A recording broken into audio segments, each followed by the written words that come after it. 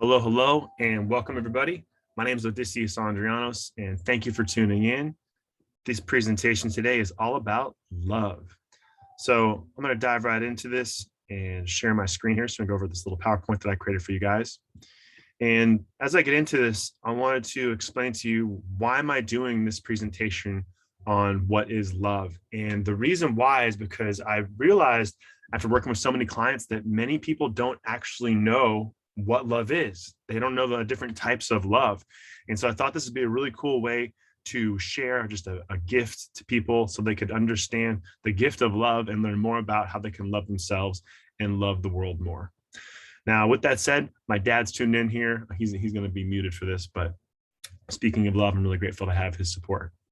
So let's dive right into this. What is love? What does that mean to you? You know, what is it? What is the experience of love? And this is essentially a guide to loving ourselves and the world more by Odysseus Andrianos. That's me. So love is essentially an art form. It's a heart form, right? I'm really big on wordplay, and I think it's important that we understand that when we really deeply love others, it's really like painting a picture, because when we paint that picture, it's like painting a picture of a new reality for ourselves. Because I really feel personally, and that's why I love doing coaching and supporting people on their healing journey, is because we have to feel our hearts more. We become so disconnected from our hearts. And essentially my goal in this coaching work that I do is moving society from a trauma-based society to a trauma-informed society. And a big part of that is being able to feel love, right? So that's what I mean by an art form.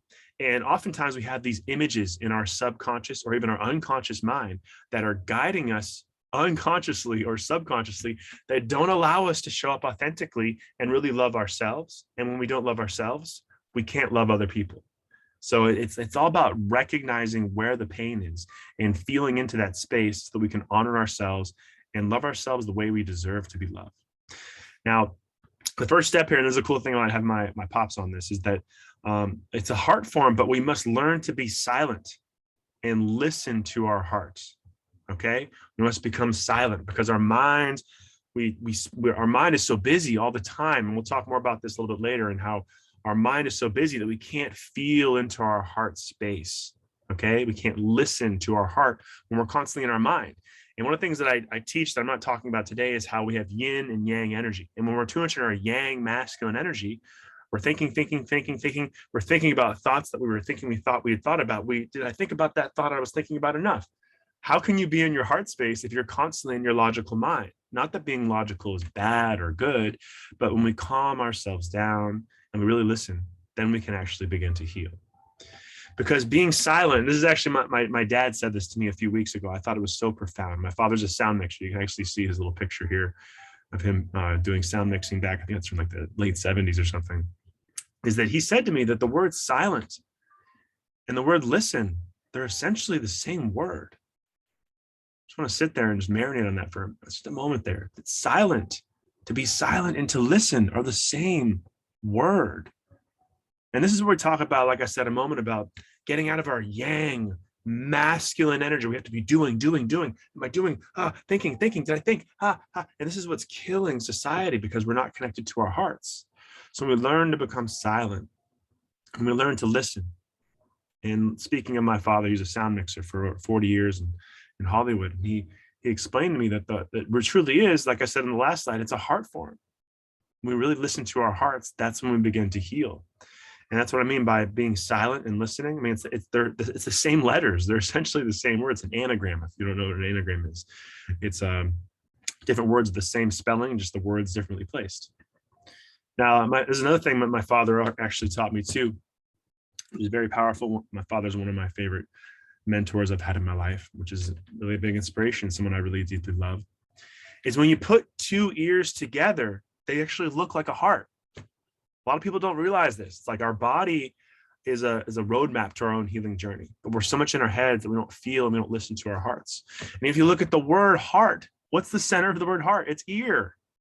Isn't that weird, right? Even the beginning of the word heart is to hear. It's to hear. And one of the things I'm not going to talk about in this presentation, but it really relates to Chinese medicine, Taoist healing philosophies, these ancient tools for healing that we've forgotten about, right? And so when we actually acknowledge and blend our Eastern philosophy with modern science, we can heal in ways that we can only imagine. So if you wish to reconnect with your heart, we must be quiet and calm enough to listen. Be silent enough to hear what our heart is saying. And that's what's so powerful for us. When we can actually calm ourselves down enough, then we can actually really listen to our hearts. And I'll go over this a little more in this next slide. The key point here is the center of the word heart is to listen. It's our ear. When we put our ears together, then we can really listen to ourselves. And what happens when we listen to our heart, we can connect with our bodies. So many people in society today, their bodies are becoming very sick. And it's not a good or a bad thing. It's actually an opportunity for us to grow and for us to evolve as a society because we begin to acknowledge our pain. Much of our emotional pain, this is based on Eastern philosophy, it's our emotional pain stuck in our body that doesn't allow us to heal. And that's why I'm doing this presentation on what is love, because how can we change the world if we don't love ourselves? It's a very important point here. So when we calm down our minds, this is the most words on this slide, so bear with me here. When we calm down our minds and listen to our hearts, we also calm down our nervous system. By calming down our nervous system, we connect with our body. We connect with what our body truly needs to feel complete, to feel whole, and heal in ways our mind could only imagine. Connecting with our heart allows us to listen to our body. The more embodied we are, the more we heal. And this is so crucial because what happens is, it's kind of like I'm talking here with our nervous system, is we become so disconnected from our bodies when we're in our minds. And often we're in the lowest parts of our brain, which is fight or flight mode, constantly doing. We forgot to be human beings. And so when we listen to our heart and we listen to our bodies, that's when we can actually heal. And that's a big part of what this presentation is all about, is rewiring our minds to calm ourselves down, calm down our nervous system, because that's what I'm talking about, wiring. Your nervous system is like an electrical system. And when we do that, when we calm ourselves down, then we actually begin to heal. That's when we begin to feel whole, by reconnecting with our hearts. And that's so crucial in terms of really embodying this capacity to heal. Because as we do that, then we can really change our entire reality. That's why I love teaching this stuff. So what are the different types of love? A lot of people, I studied this years ago, and I'll be honest, I'm still learning to love too. I'm still learning, but I thought this was so fascinating. And my question is, did you know that there were different ways to love, be loved, and love yourself? There's 8 different types. And that's essentially what we're going to go over in this presentation, short presentation today. 8 different types of love. And the whole goal is to have a deeper understanding of different types of love so we can apply it to our own lives, to recognize in the external world, and be more fulfilled in our day-to-day lives because of this experience with love. So I'll briefly go over the names here, and we're going to go deeper into what each of these mean as we go through this presentation. So we have philia, philautia, I might be pronouncing that wrong, I'm sorry. Storge, ludus, eros, mania, pragma, and agape. I'm Greek, but I'm still working on my Greek pronunciation or Latin. So let's go over each of these different types of love. What do they mean? So we have philia, affectionate love for your teammates, brotherly love, or a deep friendship. And so this is the basic start of being able to love. It's like loving people around you, seeing everybody as your teammate. Like, we're all on the same team.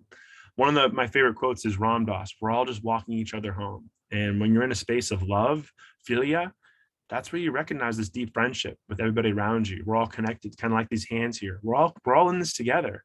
And the more we can imagine that, then it creates our reality in such a way.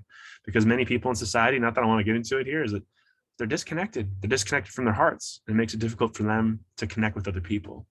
Like I said in the beginning of this presentation, the goal is to move from a trauma-based society to a trauma-informed society. A trauma-based society is focused on fear. A trauma-informed society is focused on love. And that's when we all come together. So that's why we start here with philia. So I'm feeling ya, brother. I'm feeling ya. This is a corny joke right there, but then we have philautia. Hope I'm saying that right.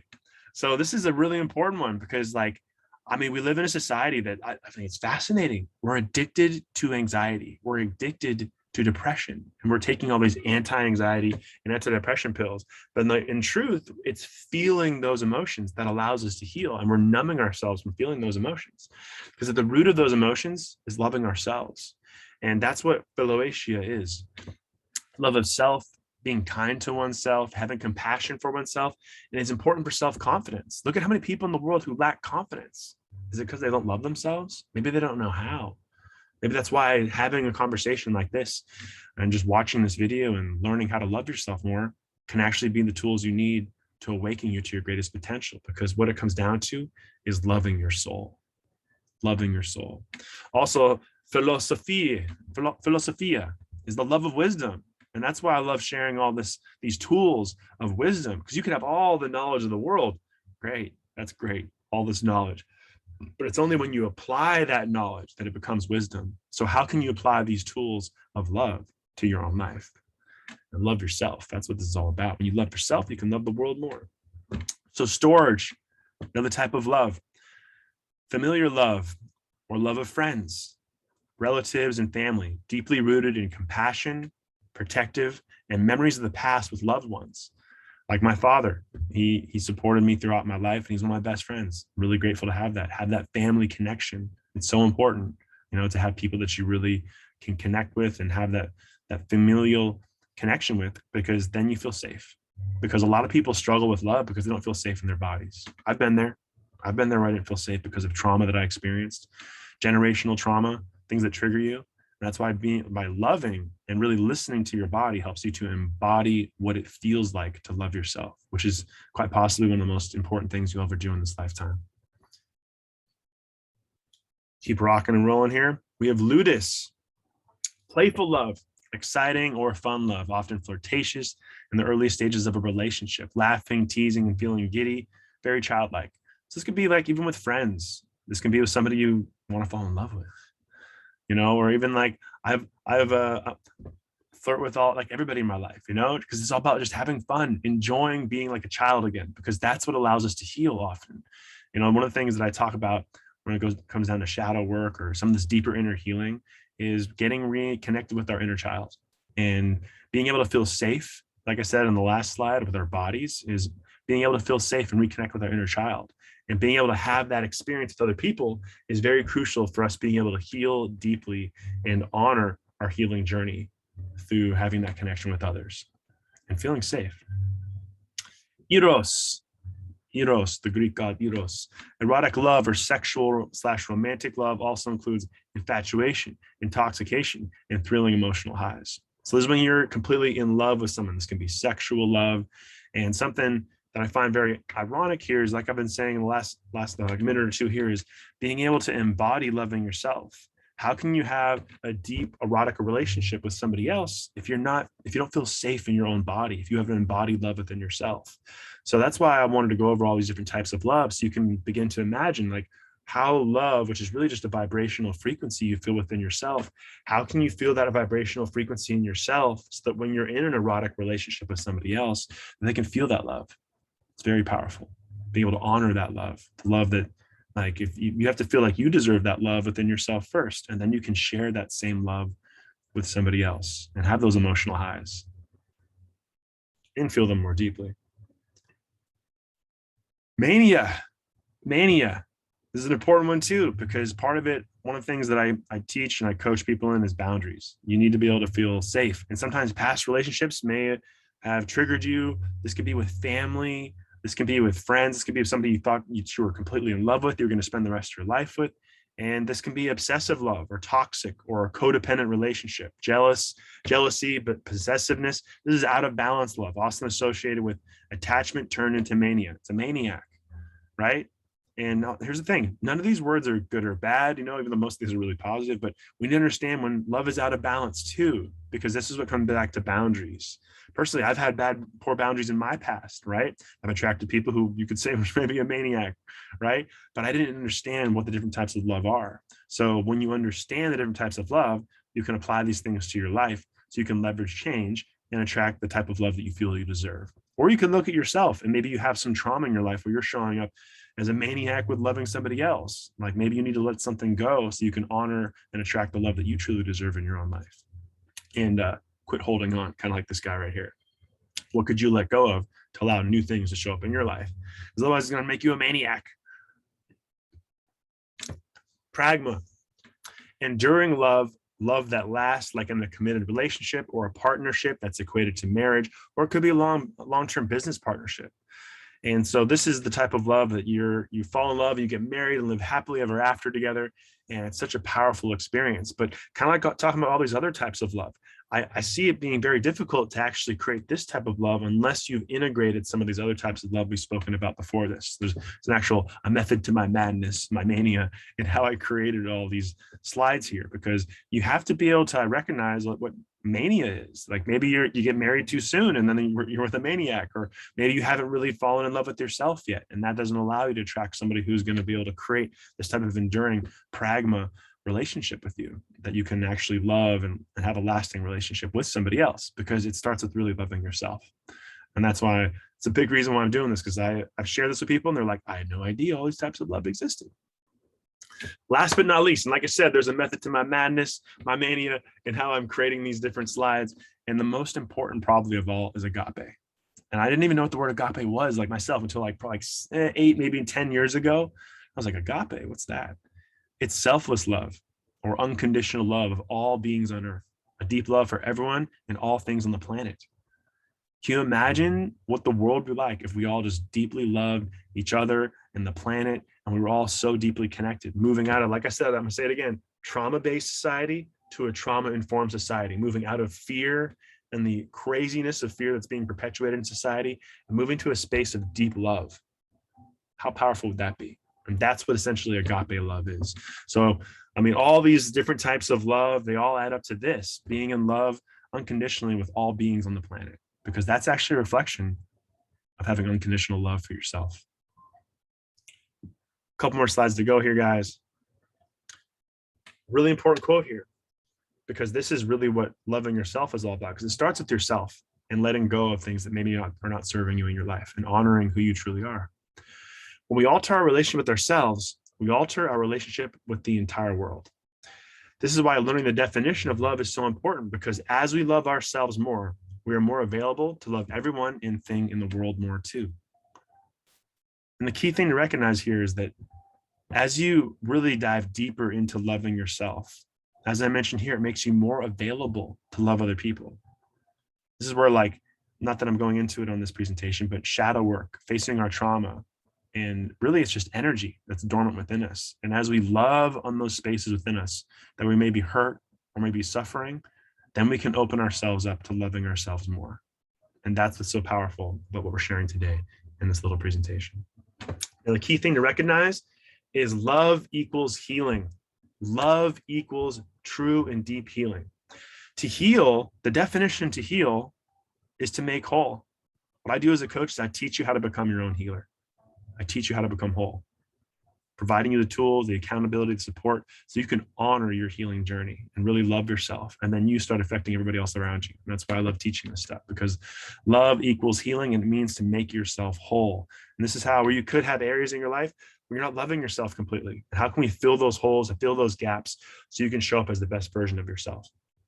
Love is essentially a vibration that everyone can feel, which is both infectious and addicting. It feels fantastic to be loved. Well, like I said, all these different types of love, right? It feels amazing. It's very infectious and very addicting in a very positive way. Imagine a world addicted to love rather than fear. What kind of world could we create? And that's why I made this presentation. I was like, what could I create that would really honor people and get them to understand the importance of love and loving each other? Remember that the different types of love, and always remember to love big. Always remember to love big. You know, like, just like when you go into a relationship, whether it's yourself or somebody else, just love big. It's like, go for it. Like, absolutely love. Because you're like, no matter what, you're going to learn something. And especially now that you understand these different types of love, you'll be able to understand yourself. You'll be able to understand what loving yourself really means. You're going to be able to learn. Part of the word learn is to earn. You got to earn the ability to really deeply love. It doesn't just happen automatically for people. But if you do the work, it's going to be a lot easier for you. Like I said, it comes back to doing inner work, facing your wounds, facing your pain, because at the most basic level, it's just energy. And when you love on the parts of you that may be wounded or hurt, then that frees up energy for you to fully love yourself. And my goal for you guys is, let's spread love like butter across the world. You know, whether or not you eat butter, like, just imagine like a big old piece of just delicious toast, and you're just spreading butter just all across that and just melting and delicious. I like sourdough toast. So we'll say sourdough toast, and you're just spreading that love like butter across the world. And that's why I made this presentation, so that we can imagine a new world that's allowing us to actually show up as our best selves. So hopefully this resonated with you guys. I'm really grateful to share this.